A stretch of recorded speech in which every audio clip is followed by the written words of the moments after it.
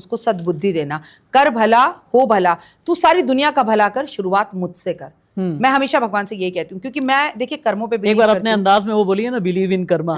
देखिए मैं आपको जस्ट बिलीव इन कर्मा। मैं आपको एक बात बोल दूं, गीता अगर आपने समझ ली ना, आपने सब कुछ समझ लिया। एक एग्जाम्पल देके बताती हूँ। श्री कृष्ण भगवान पांडवों के साथ, ठीक है, एक बार सुदर्शन चलाते पूरे कौरव हार जाते, एक ही बारी में मान जाते, पर उन्होंने इतना लंबा लेक्चर दे दिया 18 अध्याय का कि भाई कर्म कर, बिल्कुल मत सोच सामने मेरा भाई खड़ा है, मेरा पिता खड़ा है, मेरा गुरु खड़ा है, उठा धनुष और मार, उठा तलवार और मार, बैठ रथ पर और चल।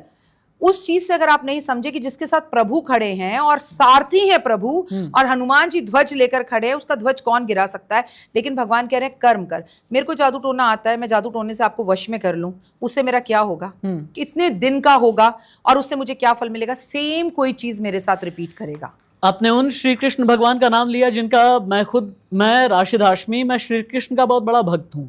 और कैसे, मेरा ऐसा मानना है कि श्री कृष्ण आदि हैं, अंत हैं, अनंत हैं। श्री कृष्ण में धर्म है, श्री कृष्ण में सत्य है, श्री कृष्ण में पूरी सृष्टि रची बसी हुई है। कैसे?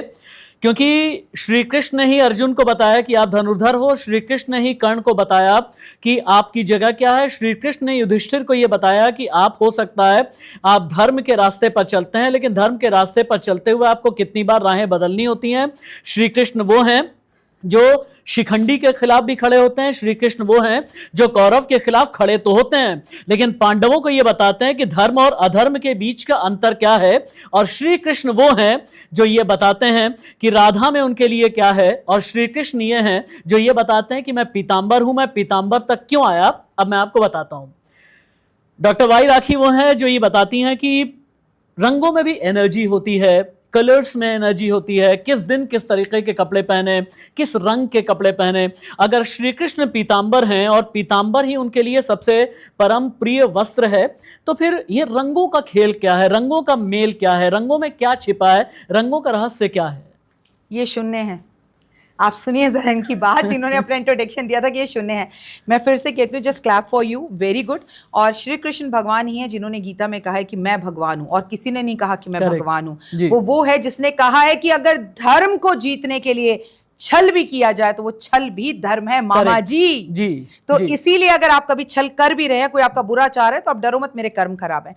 देखिए एनर्जी आपके और मेरे पास चारों तरफ एनर्जीज ही एनर्जीज हैं, पॉजिटिव और नेगेटिव दोनों, और सब कुछ यहां पर है। अगर यहां पर ना होता तो 2 मिनट के लिए आप सोचिए कि भगवान सर को पैरों में रख देते, ठीक है, आंखों को घुटने पे रख देते, हम यहां से देख देख कर चल लेते, यहां पर भगवान जीवा रख देते, ऐसे जीभ में डालते जाते खाते जाते। भगवान ने ये जो शरीर की रचना बनाई ना, पहले सोचो, फिर देखो, फिर सुनो, फिर सूंघो और फिर बोलो, और कुछ राज पेट में ही रखो।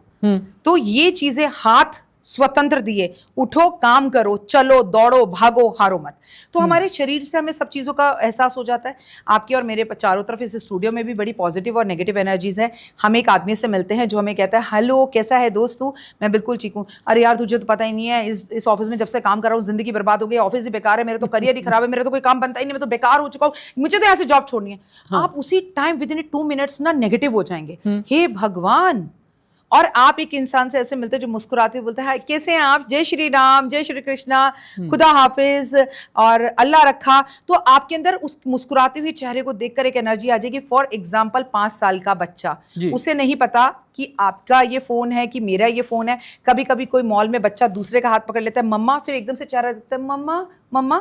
वो मासूमियत जो है ना, वो पॉजिटिव एनर्जी है। लेकिन आज हम में आप में क्या है कि आपकी मेरी किसी बात पर तू मैं हो गई तो अगले दिन हम घमंड में या मैं में बात नहीं करेंगे। अरे बीत गई सो बात गई, कल थी ना लड़ाई, आज सुबह मिलते फिर से गले मिलो और बात करो। That is called positive and negative energies. और जैसे जैसे लोगों के साथ आप बैठते हैं, कहते हैं ना कि रहीमन धागा प्रेम का मत दियो चटकाए, टूटे से फिर ना जुड़े, जुड़े गांठ पड़ जाए। कुछ भी कर लीजिए, एक बार आपका प्रेम का रिश्ता, यहाँ प्यार इश्क मोहब्बत से मतलब नहीं है, दोस्ती का रिश्ता, माँ बेटी का रिश्ता, पिता पुत्र का रिश्ता, वो एक गांठ ना आजकल कलयुग में बन जाती है और वो जाती नहीं है। और अगर एक बात और है कि अगर आप काजल की कोठरी में जाएंगे तो दाग लागे ही लागे। तो आप जिस संगत में रहते हैं उसका फर्क बहुत पड़ता है। इसलिए मैं हमेशा कहती हूँ, आप गरीब है ना, अमीरों के साथ रहें।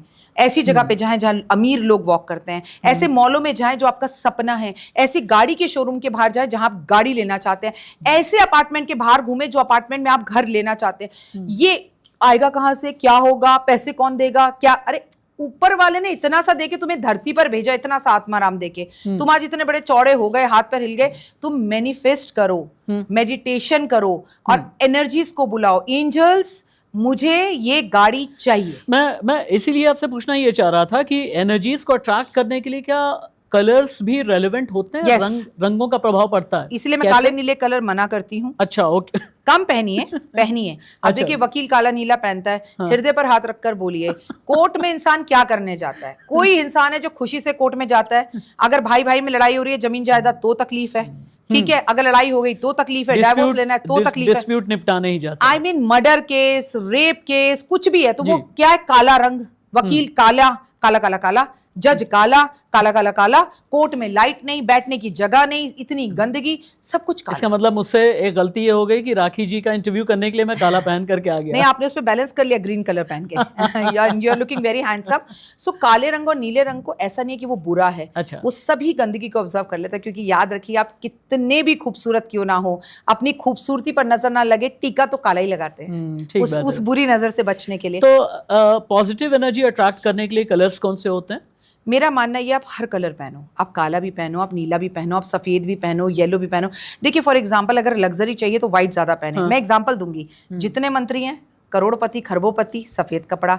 मैं आपसे कहूंगी गुलाबी रंग लड़कियों को पसंद होता है, कॉलेज टीन एज में pink pink pink pink pink, तो प्यार से फुल ऑफ भरी हुई होती हैं, छोटी मोटी प्यारी सी बच्चियां होती हैं, उनमें एक अलग सी एनर्जीज होती है। गुरु जब भी आप पहनो, अभी हमने बात करी सनातनियों की, तो अगर आप मेरे कृष्ण का कलर देखें तो ऑरेंज, मेरे सूर्य का कलर देखें तो ऑरेंज। अगर आपको एक पंडित गुरु बनना है तो आप ऑरेंज कलर के कपड़े बने, एक अच्छा एस्ट्रोलॉजर बनना है तो ऑरेंज कलर के कपड़े पहने।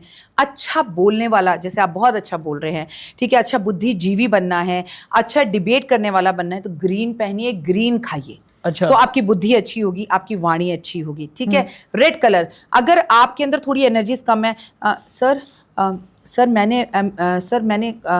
मैं थोड़ा पानी पी सकता हूँ, आपके अंदर कॉन्फिडेंस ही नहीं है, आप IAS ऑफिसर बनना चाहते हैं, या आप में वो बात ही नहीं, आपको सामने वाला कुछ भी बोलकर चला जाता है, लाल कपड़े पहनो, एनर्जी लाओ, जिम जाओ तो लाल कपड़े पहनकर जाओ, बॉडी डोले शोले जल्दी बनेंगे। अच्छा। तो हर कलर की एक एनर्जी है, हर जगह की एक एनर्जी है, हर सोच की एक एनर्जी है, लेकिन इस पूरे ब्रह्मांड में जो एनर्जी सुबह 3:30 बजे से 6:30 बजे तक है, ओए होए, वो कहीं भी नहीं। पत्थरों से जिंदगी बदलती है, क्योंकि आपको तो फिल्मी बात समझ में आती है। एक बार दिखाइए ना आपकी। बिल्कुल, आप फिल्मी बातों से ही मैं समझाऊंगी। अमिताभ जी के बारे में कौन नहीं जानता।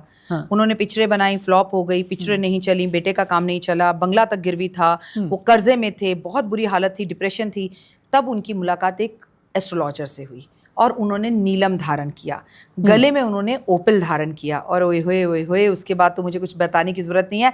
आज तक तेल वो बेच रहे हैं, मुथुर में वो हैं, ऐड हर वो कर रहे हैं। इतनी खूबसूरत ऐश्वर्या राय घर बैठी है, इतना टैलेंटेड बेटा, सलमान खान के फिरोजा की भी बात कर दीजिए, ठीक है, इतना टैलेंटेड बेटा घर बैठा हुआ है, लेकिन 2 नीलम पहनने के बाद कौन बनेगा करोड़पति से टकबक टकबक करके जो उनकी गाड़ी चली है ना, वो आज तक नहीं रुकी है। लेकिन याद रखिए, मेष राशि, अमिताभ बच्चन, अब अमित जी के लिए आने वाला समय शनि की सारसती का है। मैंने बोला मेष राशि पे शनि की सारसती शुरू में कुछ देगी, लेकिन उनकी फैमिली को लेके प्रॉब्लम, उनकी हेल्थ को लेके प्रॉब्लम, या अमित जी का एक्सीडेंट होना, या अमित जी का किसी विवाद में पड़ना, या अमित जी को देश और दुनिया का सबसे बड़ा अवार्ड से सम्मानित होना, शनि दोनों ही चीजें शुरू के पहले चरण में कराता है। तो अमित जी 2025 विक्रम संवत 2082 अप्रैल से लेके अप्रैल 2026 तक सुर्खियों में रहेंगे।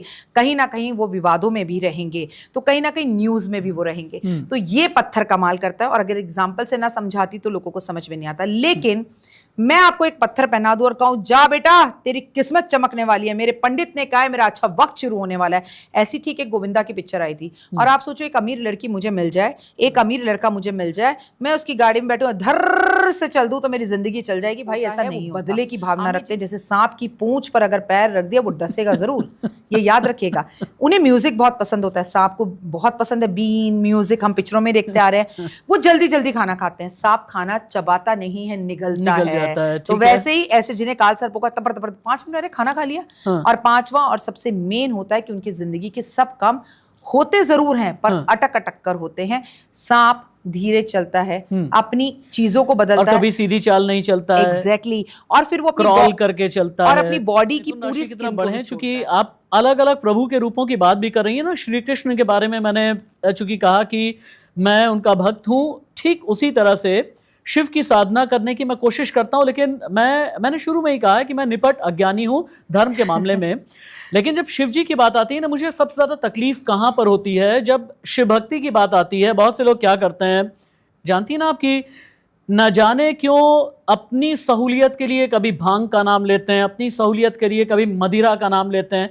ये सब कहाँ तक जायज़ है? क्या भांग, मदिरा, शराब का सेवन, नशा, इन सब में धर्म तो नहीं हो सकता ना राखी जी? देखिए हमारे शिव पुराण के अंदर भी ये कहीं नहीं लिखा कि आप जो है भांग पिएं, भांग, धतूरा, धतूरा आप खाएं, ऐसा जी। कुछ नहीं है।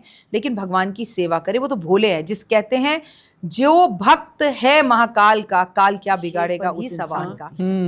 क्या बात की आपने। तो महादेव के पास सब कुछ मैं तो मिलता खुद भी एक ऐसे शहर का रहने वाला हूँ जिसके पड़ोस में बनारस है, और बनारस के बारे में ये भी कहा जाता है ना कि शिव की त्रिशूल पर बसी हुई नगरी काशी। बिल्कुल। मिथुन राशि की बात करें, मिथुन राशि की बात करते हैं। आपकी राशि का जो स्वामी है वो बुध है। बुध यानी कि बोलने में आप बहुत अच्छे, बुद्धिमान आप हैं, और आपके लिए साल मिला जुला सा रहेगा, ना तो बहुत अच्छा रहेगा ना बहुत खराब रहेगा।